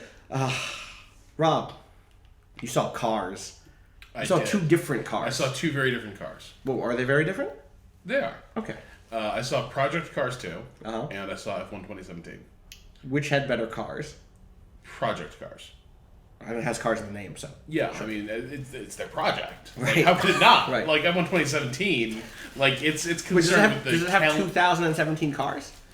It does, Formula 1 cars, but it also has a few not 2017 cars. It has classic. Sorry, I meant does it have the number? Literally the number. 2017 different cars. Oh, so is it... Okay. What do you count each paint job? Does that add up? Are those different cars? You can't put, cosmetic... No, you can't do cosmetic changes in an F1 game. Oh, I'm talking about Project Cars. Okay, now we're on Project Cars. Oh, Project Cars is only Project Cars 2. Are there 2 cars in Project Cars? There are only they're 2. Very detailed. They're very good. Okay. They're very good cars. They're like Transformers. So like you're driving like a McLaren in one moment, but then it's like, what if it was a rally car? That's not true. He's lying. Yeah, I'm not. All right, tell us about these different cars. Michael Bay's Project Cars 2. Ooh. Which is basically split second. But anyway, Great game. Where's my sequel? really good game. Yep. So yeah, very different demo setups as well. F1 2017 was again one of those fucking immersive pod things. You got the force feedback wheel, the racing seat. Yeah. The thing you will never have at home. Yeah, they want I you have to a racing know wheel at home, that's how. right. Yeah, that's how it'll But play. not a pod. Not a pod. It's a little too much of a commitment. They're selling it with the game. They should. It's be. DLC. Yeah. You download that thing into your house? 3D printers. Man. Yes. So F1 2017, I got away from the series a little bit because at the generation shift, like the last games they made for PS3 and 360 were really, really good, feature rich. The last thing they introduced was like vintage F1 cars into the series, so like you could go back and race F1 cars from the 80s, which was when they were basically experimenting with really like far out there both active suspensions, which every car now has, but F1 actually got rid of because it took too much of the skill out of the game, basically. Okay. Also, ground effect aerodynamics, so they got rid of it because it's super dangerous, because there's 2 ways to generate grip. You have mechanical grip, okay, and you have aerodynamic grip. Sure. Aerodynamic grip is the air flowing over the wing, forces down on the car, you get a little more grip. If that airflow goes away, you're in deep shit. Right. In the 80s, they started experimenting with ground effect aerodynamics, which kind of like sucked the car to the track using underbody aerodynamics, which let them go insanely fast. But when you clutch. The When you point clutch is, and she's still. I hate you. I hate you. oh my god! I hate you. I'm sorry. Okay, go. Welcome to the go. Waypoint Racing Sim Hour. Go. Is mechanical grip like the thing like a Terminator has?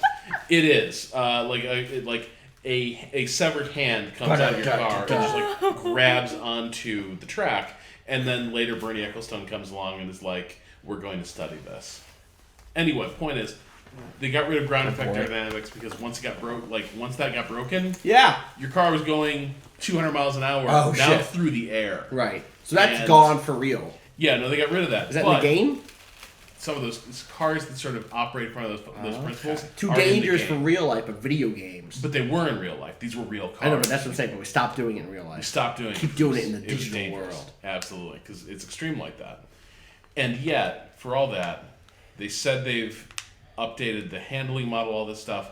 The 2017, like, there was a real lack of physicality in that game that was really pissing me off. Like, because in what way? Like, even on the control in Project Cars, for instance, like, you can feel sort of the racing surface. Yeah, you super can. Yeah. Project Cars, like, the one thing I'll say about both Project Cars 1 and 2 in my time with them both,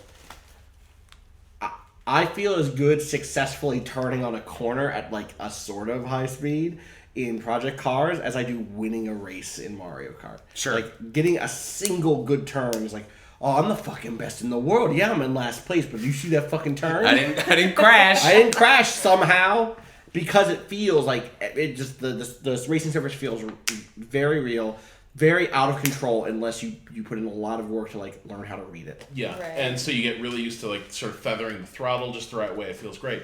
F1 2017 kind of felt floaty and disconnected. It felt like I was driving a slot car. Now it might be.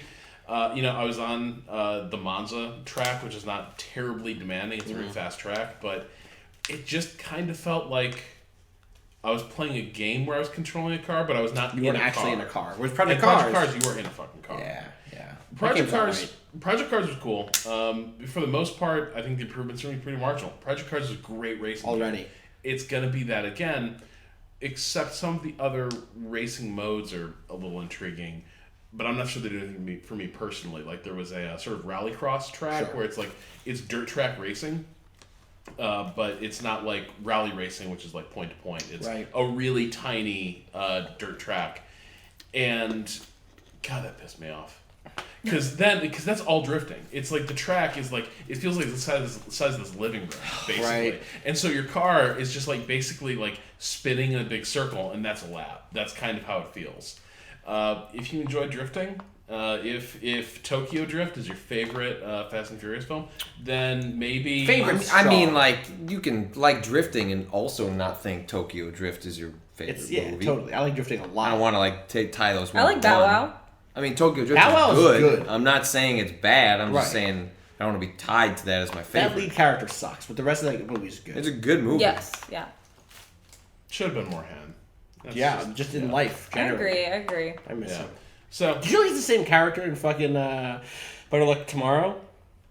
Wait, what do you mean? That's Han. That actor is in Better Luck Tomorrow. Oh, yeah, I know that. Yeah, okay, I didn't know that. I thought you were saying like those are like part of the same cinematic universe. They are. That's Han. That's not the same actor. That's Han. Whoa. Yeah, 100%. They've said this.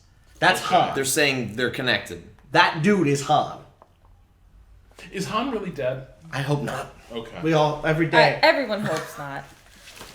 So anyway, Project Cars feels like a sequel. Like Project Cars 2 feels like Project Cars 2. They're gonna dab after. Now with dirtier tracks. That's it. That's how it goes. Where was that you shot that to the ceiling? I hate this. All right, this is another. Cars sound good, Rob. Let me break your heart and tell you about bad Gundams. No, you're not gonna, because I know about this game in a way that's like you can't. Rob and I just didn't like it. So okay. But you know, it's because I understand why you don't like it, which is like it's a you don't really, understand Gundams. No, it's not that at all. I actually think the game doesn't have much to do with Gundam outside of like the fandom around what a Gundam is.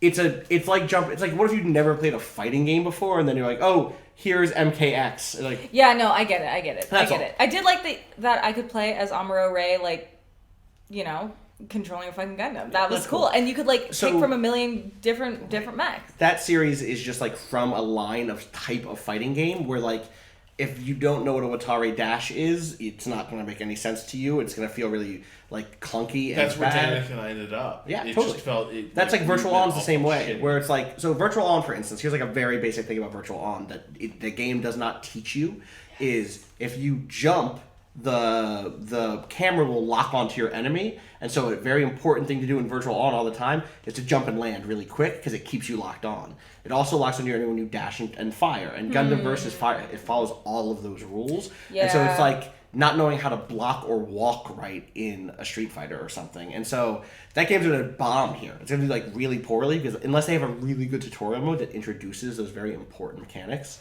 But otherwise it's like, this is a big slow. You're going to be walking around really slow and not understand. And the Gundams are fast and graceful, right? Like Mech Warrior's slow, hulking. Totally. A Gundam is like, what if a giant robot was also like a samurai? Totally, exactly. Yeah. Even like the most bulky shows like 08MS Team are still like, when they gotta go, or like the best pilots still get that fast stuff out of them. So I'm not trying to shut down your shit on Gundam. It's just like, it's a weird thing because I expect that game to flop because it's the... Do you think you might like it? No, I mean, I know I will probably like it. Like, I have imported multiple Gundam Versus games. I've been following the series for years. I played it on the Vita when that finally came out.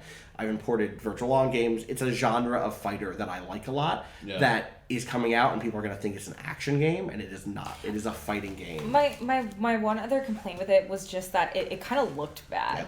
It just was like the environment was like flat and like the Gundams even like looked kind of like shitty and flat colored and like I don't know. Reminded me of Mech Warrior 1. How did it run? Was it running in like... This is like again a thing I don't ever ask. Like, was it running in 60 frames per second? I don't think so. Was it smooth? It felt chunky. Yeah, it felt a little chunky. That will be a problem. It felt a little sluggish, but that also might have been the complete lack of anti-aliasing. Might have also just made, you know what I mean? Like if a game looks like it's chugging and sort of like chunking along, you sort of read it that way. Everything felt like it was sluggish, so it's tough for me to prize apart like frame rate. Yeah. So it goes. When is that out? Is there a date? Is that this year still? Oh god, that's in my notes somewhere. But okay, it's fine. But like after 5 minutes with that game, I was like, I don't care about Gundam Versus. Does anyone have questions about Wolfenstein: The New Colossus or Gundam? I had a question. Sure. Where do you stand on Escaflowne? I'm in the middle of it.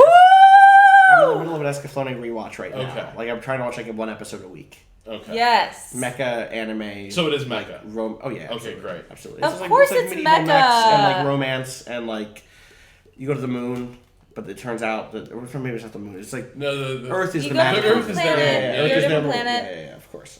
Yeah. That it also has like the best anime opening of literally all time. It's a very good So. opening. Anyway. How Patrick. sexy is the prince's brother, the Strategos? Very. Yeah. The evil man? Not you. I don't know. He's not that evil. He's not that evil. You're He's like redeemed. Itachi. That at the character end. like He's taught like Itachi an at the end. entire generation of people like what a certain type of hot I also like, love sad dude was. I also love the two girls, the cat girls or the cat girls. Cat girl. Yeah, I love that fucking anime. Goddamn. Okay, good. So Escaflowne is good, fantastic. Yeah. I've never been sure. I liked it when I was a kid, but it's Oh one of those my things gosh! where I was like, Watch cuts. it now. It holds up. I had friends who just did an Escaflowne watch party. Actually. Yeah, I own it all on DVD still. Yeah. oh hell yeah. It's real good. Yeah. Apparently, I was like, someone was like, "What's a Watari Dash?" And I was going to look for an example. Like I would link people to like, "Oh, here's a fact on Watari dashing in Virtual On." I am the top hit for the word Watari Dash, which is weird. Patrick, It's like Escaflowne is a series about a Japanese schoolgirl who's pulled into a magical world of self-discovery, and she encounters a troubled prince who's kind of disgraced. He's sort of a proto-Prince Zuko in some ways. Yeah, he is. But this world wars are fought with these sort of pseudo-mecha type units that all have like beautiful gemstones in there. So like treasure. But also the chests, gemstones are sort of like a rare resource, like a mineral resource that the evil empire is digging up out of the ground. Right, the evil empire is like industrializing, but everyone else is very traditional. Right. So it's great. I think you'd love it. I think you would too. Yeah. Yeah. I wonder who Patrick's favorite. 90s mech shoujo is definitely very Patrick. It's incredible. I think Patrick's favorite, sad to say, would be that like Lancelotish dude. Yeah, He's kind of boring. That guy's great. He is kind of boring. He is kind of boring. What else? Wolfenstein, the new Colossus. I played that. There's Nazis in it. How are the wheelchair controls? Does it feel? Oh, I had no idea there would be Nazis in the new Wolfenstein. Well, I didn't see the trailer. Maybe they didn't, Danika. Maybe someone. Oh, what's this? Oh, video game podcast. I'll listen to Nazis. that. Set it up. There are Nazis in that game. How do you know? Because I shot a bunch of them. I thought I killed all the Nazis. No, you lose in the end in the first game, I guess, and like wake up in a wheelchair. You wake up and you're put in a wheelchair. Wait, but there's also a wheelchair moment in the first game. I didn't finish that game. Is there? Well, yeah. I mean, Yeah, I there's guess like a it's kind whole of circular. like In the- there's a no, whole when you're in the sequence. hospital, when I you know, finished that game. apparently you barely started it. I did barely start that game. Okay. Yeah. First game, you're like in sort of their fucked up D-Day, basically, version, 1946. You get knocked out. Gotcha. You spend the next 20 years in a wheelchair being cared for at this asylum. And then the Nazis come and shoot everyone, and that's when your blood gets up, and your Nazi-killing passion finally like wakes you from your brain. It's like the movie that movie with that bald guy who like he has that heart. What's the movie? Come on, with Jason Statham. The like Crank. Crank 2. Well, all of them. What do you? What? Did you just jump All to of the them. sequel? You should. Well, I've seen That both, movie's The main great. character but like of it happens in the Wolfenstein- first one too. The main character of Wolfenstein Lore had a speaking. car battery inside of his chest. Okay, so how was the second one? So what, I haven't what, played the first. Like, I haven't played the okay, so first. the reason I what framed part this- did you play? The intro. There's like the reason I want to frame. The reason I'm like ask these questions. Is this about like it, diner? Like, because there's 20 minutes of a game like that. It No, they seems told like me, maybe alright, so tone set. I was I told, did like the booth. The booth I was was real told good the looking. first 20 minutes of the game is what I played. I don't know if that's true. So how does it open? You wake up and you're in a submarine that you stole or a ship And then that you you're stole, shooting? and then the Nazis are coming to take over the ship, and you're trying to escape, and you're in a wheelchair. So you're it's shooting, shooting, a bunch but of it's Nazis. not like. you're in. Okay. You're shooting all the Nazis. But who it's. are- Well, I guess what I'm saying is like part of the appeal of the trailer. That I mean, the Yes. shooting is great. There are in- some cool in- cutscenes. There were some Okay, cool cutscenes. that's what I'm more interested in that like than the shooting. Set, who is like your Q, who's like this old Jewish dude who's designing Yep. traps throughout the Yes. entire like ship. He's designed a bunch of traps. He designs all sorts of I know tech who he stuff. You meet up with a number of other old friends. Like I Right. don't want to talk about it because like Oh, because it's you don't one of really, those- you really don't have the context for it. Well, also because like I think it's a shitty demo. I think it's a shitty demo to be like, here are the first 20 minutes of It this was game. they also Not did because not it's know. bad. No, well, sorry. no, hear what I'm saying. They also did not know how to market that first game. Right. They're getting better. Right. When they, I remember when it was Shoemaker and I went to go see. Was like, there was this new Wolfenstein. Like him and I both Right, loved right. Doom, Wolfenstein. Like Right. let's go see that. Saw the theater presentation. It was bad. It was like, here, come play it. It was like this sequence it was the bridge sequence from the original game, like halfway through. Don't act like you know. You didn't play I've seen game. people play that game. That's the thing. Is like, I've seen people play bits of that game. All right. But I haven't played it. No, it's fucking 2017. There's influencers. I watch them. Was that a dab? Give me that beer. You don't get beer anymore. Give me that beer. Taking your phone. You're grounded. Bad dab. I'm the bad dad. That dab.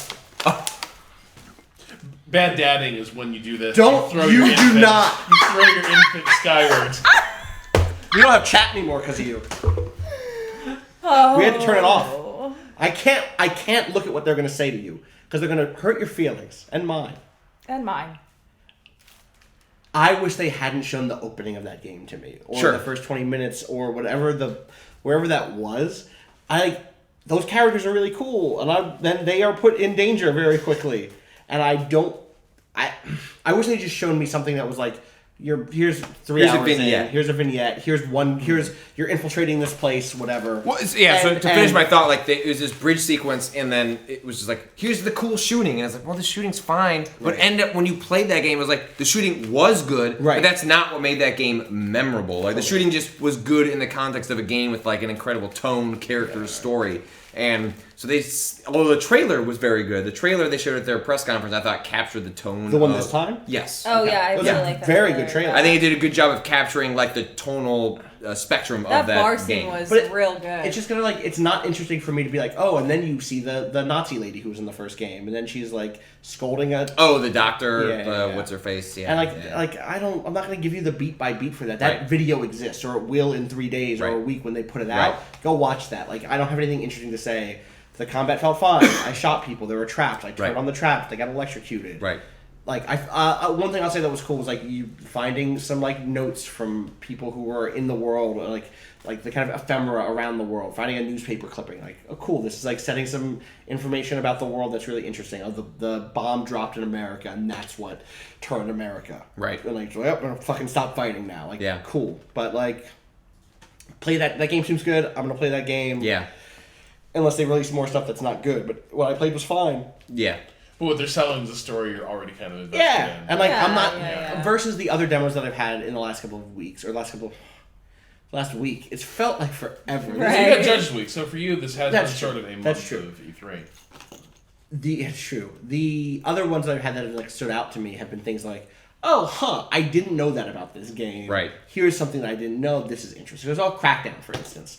And it was the last meeting I took, and I went in hyper skeptical because I think that game showed really poorly, both during the trailer that they showed at the press conference, and then again at the Xbox showcase on Monday morning. Which is what I played. And I watched a bunch of people play it, and I was like, And they came out and said, okay, here are the 3 things: skills for kills, which has been always the thing with Crackdown. Which is to say, like, that's their quick and dirty way of saying the way you play will be reflected in how your character Right, like if you get in a vehicle and you kill things, your vehicle goes up. You're shooting things, your guns go up. If you jump around a lot, you get agility orbs. It's not really killing, but You're if you punch things, you get stronger, yeah. And it looks cool because like your dude suddenly is ripped, or your guns develop, and you're jumping a whole building high. Yeah. You start throwing people like blocks, city blocks far. So that's one thing. The second thing that they said was. The gang bites back or something, which they only kind of gestured towards a little bit, or they kind of showed one example of it, which was like you're in the demo that they gave us, they are going after the head of security for this mega corporation, right? The whole setup is really weird. Cities on Earth are shutting down because of terrorism, but secretly it's all because of this mega corporation maybe called Terra Nova that has a place called New Providence. It's like a volcanic island in the Pacific that they've taken over and developed into this big city. And the head of security, who's like, one of the lieutenants in the structure of the evil corporation, is you're going to go after her. And so they kind of show a couple of things around the way. And along the way, they kind of say, hey, you start off just fighting regular cops, and then the gang bites back because you're going after these specific people and hitting these areas. It goes from cops to riot cops to super officers or whatever, right? And eventually all of that can boil over to where at the end of the demo I got this really cool moment happened where like the head of that, not just the head of the cops or the head of all security forces just like hacked into the city and started projecting herself all over the place, like into the street. It looked really dope. I was like, you know what? Fuck you. Like, you think you're a hero, you suck. I'm done with you. And just like dropped 30 mechs from the sky, like a battalion of mechs just landed all over the place. And all that happens because of the systems driven stuff. That wasn't like a story moment. It wasn't because like you beat the boss and now the next level stopped. It was because you caused enough damage to the structure and had taken over enough whatever zones, like almost Mafia style, but hidden from the player. It's not destroy $1,200 of stuff and then the thing happens. It's you have a bunch of objectives you could be doing. Right. At certain points, it does a thing to tell you a story. I forget what they called it, like story jacking or something. Really, not everything needs a term. Not everything needs a term. The word, it was definitely jacking. Something jacking. Definitely jacking. The one that I remember is jacking. I bet you do. Shield jacking? No, that's a different thing. Feed jacking. It feed jacks you. I don't know why it's called that at all. That also that's like feeder jacking. We're gonna keep moving. And then the third thing was that the third like new feature set thing that they were like, oh, this is the big thing, was feed jacking. Says my notes. I hate it. Can we just call it FJ? No, we cannot do that at all. It's a different thing already. Oh. Wait, what? We're not going to talk about it, son. I'll have to look it up. Give me my phone back. We don't have Dad. we don't have the Can chat open, so we do not have the chat open. Stop those emotes, chat. That game was way better than I thought it would. Look up FJs. Do not open a private browser. Don't do this. Don't do this. No. We're on Twitch. Anyway, I'm excited to hear that you enjoyed your meeting, because I remember I was really bringing up Crackdown after the hands-on. I'm like, of course he enjoyed it. There's so much game jacking. Feed jacking. FJing, please. The stuff that was there was like, oh wow, like I didn't know any of this existed in this game. I thought that this game was just going to be like mission-based again. No multiplayer missions. Destruction stuff? They were like, we're going to talk about that later. They did say whole campaign is multiplayer. Oh, that's good. Okay. None of the building destroying will be in that. All of the cloud stuff is in like the competitive What multiplayer. the fuck happened to that game? They were like, we don't want to talk about that right now. Yeah, we're bet they don't. We're going to talk about that in the future, closer to launch. What are you Googling? Everything's bringing me to the Toyota FJ Cruiser forum. Do you really not know this? Yeah, what does it mean? Don't worry about it. Maybe an image search? No. I'm just gonna look up FJ. We need to. What? Yeah, what's that? What is it? Say it again. Fallschirmjäger. Which means? Paratroopers. Yep, big fan. Paratroopers, they're out there. Okay, so fuck, this is gonna be a Griffin McElroy thing. I'm never gonna lose. Fuck. This is. FJ Urban Dictionary. Foot job! Well, I knew that. What? I didn't. I thought it was weirder than that. No. Okay. Shit. Crackdown 3. That's not even weird. Don't look at me like you expect me to share. I know what an FJ is. Thanks, Uncle Death. Crackdown 3 looked better than I thought it would be. Cool.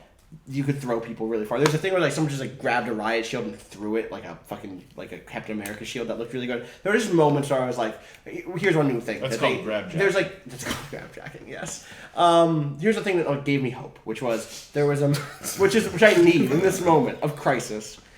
There's a thing that you can do that they just called like a hook shot. I was like, that's a name already. Zelda already got hook shots. And what it is just like you see a prop in the world. You see a trash can or a corpse or something that you can lift. You like zip and like magnetize it to your hands and then throw it. And I was like, oh wow, that looks really cool. Is it like a high level upgrade? And they were like, it was originally. It was like eventually if your strength got high enough and you beat certain bosses or whatever, you got the ability to like quickly grab a thing. And then like it was really good and really important to like what the fun of the game was. So we just gave it to you really early now. Like it was a gravity gun, basically. Yeah, but you just have it all the time. It's just always out. So like there was a moment when the guy's in a huge gunfight. He's trying to take over a tram station, and if he takes over the tram station, the monorails that go through that like on that line in the city become turrets for him, which was really cool. That's pretty good. It was just like in the distance, you would just see a monorail come by and stop. And it's like a laser beam shoot down at something in the distance. But so he's like fighting these like robots that are in front of the monorail station, and the truck is like barreling towards him. Like, oh, look out for the truck! He's like, I got it. Zip, grabbed it, threw it at a robot. And I was like, Crackdown's all right. Okay. So I'm curious about that. That's better than the demo I saw. Yes. Yes. And this is a guided demo. He was playing it. I was not playing it. He knows all the controls. Even still, like, he started where everyone was at level 3 already. The mechanics sound and the systems sound way more interesting than what I play. And like Ashen, this felt like a thing that was like talking. Here's what's actually different about this game. Yes. So that was Crackdown. Cool. It was New Order or New Colossus. What else did we play? Is that it? I saw a demo of Life is Strange and then interviewed the developers. How did that go? This is a different dev team. Yes. So Don't Nod, who made the original Life is Strange, is working on another season, I guess, of Life is Strange, which they said it's unconnected, unclear if it's in the same universe. Dream lives. It does yet. Hell yeah. Whereas this is made by a different studio. It's called Life is Strange Before the Storm. It's 3 episodes, opposed to 5. Wait. Oh, it's 3. That's 3 episodes, but still, they said like between 6 and 9 hours, so like substantial amount of time. It is tells the story of Chloe and Rachel. So Rachel, this is not spoilers, but in the original Life is Strange, she's dead and like has been. You're not. The story plays out with what happened to her. Right. For one, you don't find out what happens to her in this prequel, even though like that would be the like. Wait, you don't find out what happens to her in the. I'm saying they don't like. It doesn't lead up to the events of Life is Strange. Interesting. So it doesn't. Because I asked them, I was like, okay, Strange. like. If you're just going to lead up to the moments before the game that everyone's played, that seems like A, it's boring as a storyteller. B, it's boring as a player. Because like if you're making consequences, those consequences then have to be inherently inconsequential. Right. Because you're connecting right to the moments that you've already known. They said, no, so we're moving it before that. We're not. It's like it is quote unquote connected to Life is Strange, but it is not leading up to the moments that you played in the original game. So it takes place several years before, and the moments I saw was like Chloe is at a, she goes to a secret show, and then like she wants. Is it the Vortex Club?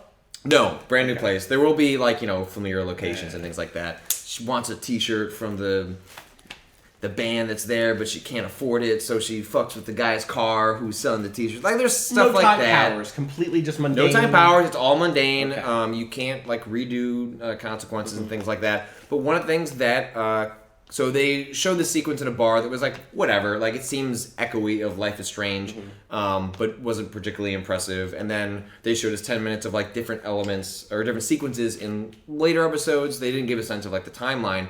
But it's Chloe with Rachel, and their relationship is alluded to but not given a whole lot of context in the Life is Strange. And, part of the appeal of that was that, like, Life is Strange had a very dedicated fan community in which they came up with their own fan canon and, like, fan interpretations of, like, what these characters did, how they were, what their relationships, what their sexual preferences were. And the danger of doing the prequel is that you can start impeding on that. And so they're trying to be careful about that, but one of the things that Life is Strange throughout its the relation between Chloe and Max, there was always a subtext that could become text of like, are they or are they not like sexually interested in each other? And in this game, I was curious, like that was a huge part of the reason certain communities loved Life is Strange, and like. Never played Life is Strange, and so I've always just thought, based on what I've heard, that they were. That it's extremely gay, like from the start. It is implied extremely gay. There's like a totally het romance option in that game that is really boring, and like I've never seen it. Okay, all right, yeah, that's very surprising to me because I had no idea. I've never played it. The game from the beginning seems to wink, wink, nod, nod at a lot of things, and then you can make the subtext text at the end.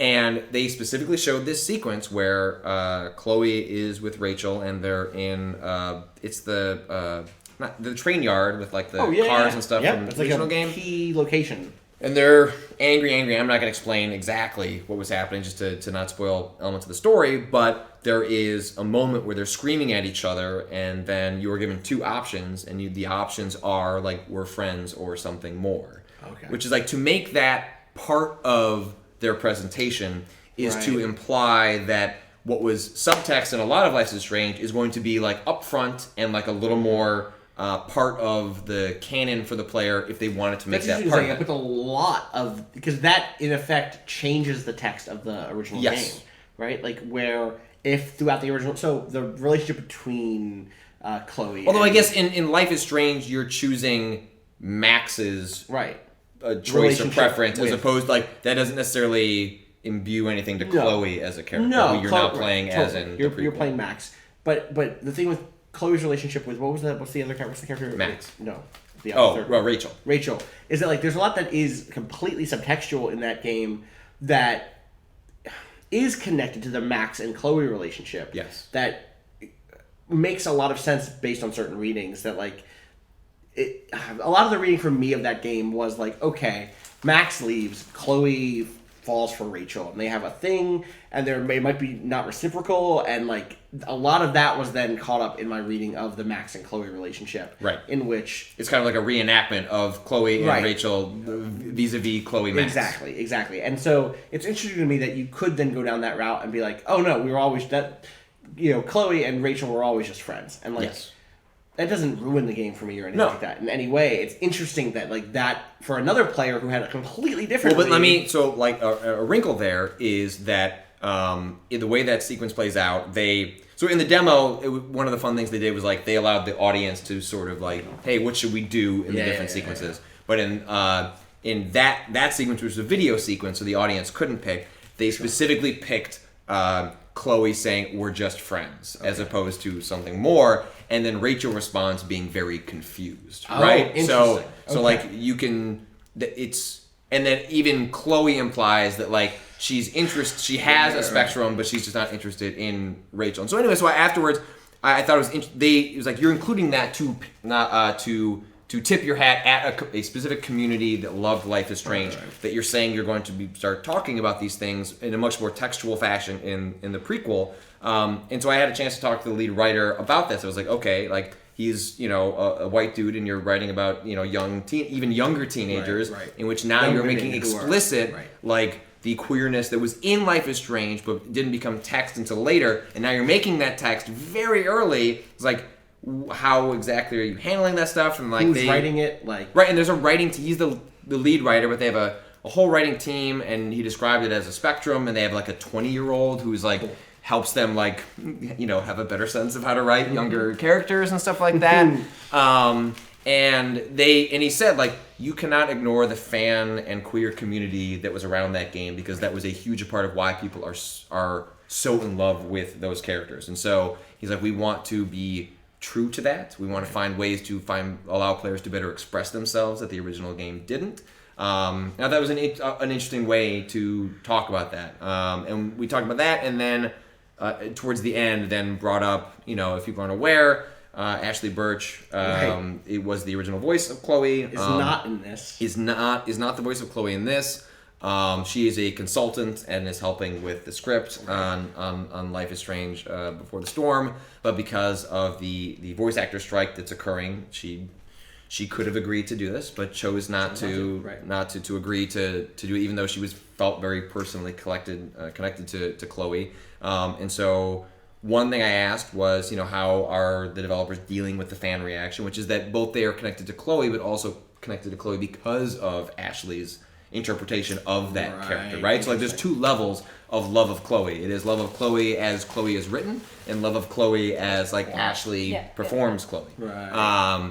And it was there were two PR people in the room, right? Like they were taking Square Enix PR, but they were taking no notes until I started asking these questions, and I waited till the end because you could turn the whole. I've done these interviews before. It's like you often want to save the most sensitive stuff for the end, where it's like if the PR gets weird about it, it's like, well, I don't want to get the interview cut off, and and the way he responded to it was, and this is a developer, he's now on the publishing side. Not owned by Square Enix, was that the whole plan was to work with Ashley, and then in pre-production it became clear that this, according to the production cycle, this game was going to overlap with the strike, and there was no way that if they wanted to hit their milestones. So he claims, and I have a little doubt on this because this sounds a little PR spinny, was that we thought about maybe we should just cancel the project, and it was like, well. Maybe that's true. I don't know, but that does sound it does come across as a pandery, like, well, geez, we thought about canceling it, and then his follow up to that was like, but we wanted to deliver to the fans, the Life is Strange game that they deserve. Thought about is a lot of things. I thought about a lot of things in my life, like that. Like what?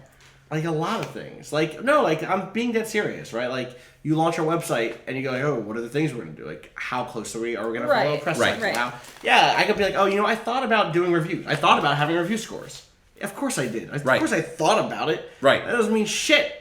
Like, yeah, so But also, you're in the, if take review scores, you're in the position to make the call, we're doing review scores. Right. And they are a developer who is contracted to make a game. So my follow-up to that was, there's, outside of that, it's impossible to ignore some of the criticism to the decision to move forward with the project, not because the actress you chose is bad at her job, but the idea of in the middle of a union strike, to choose to go with a non-union actress, you must be aware of the criticism of that decision in terms of how people look at that and how that violates the people who are trying to fight for unionized rights and more access to capital and money and participation in this.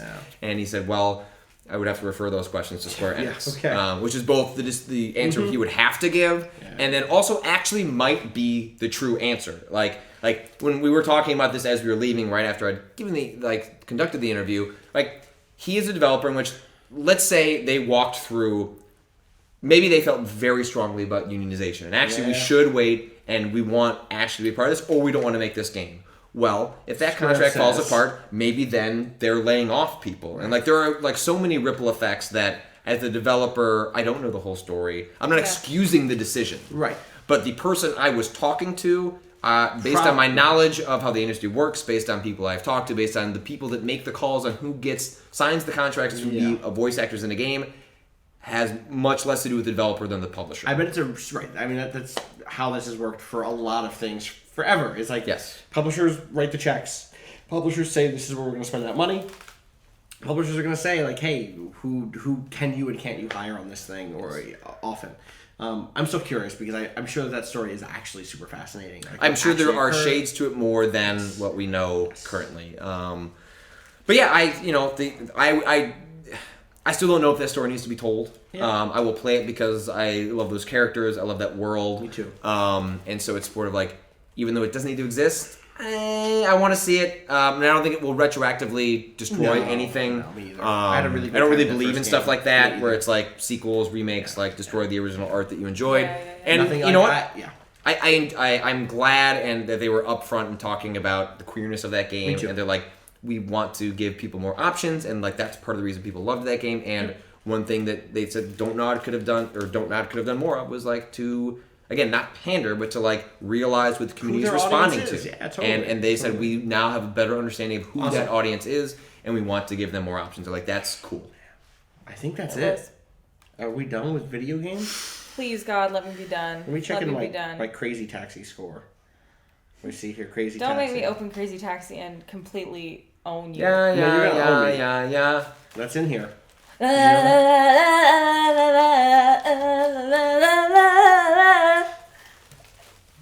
We really are averagebomb.com after that. Thanks, Danika. Thanks.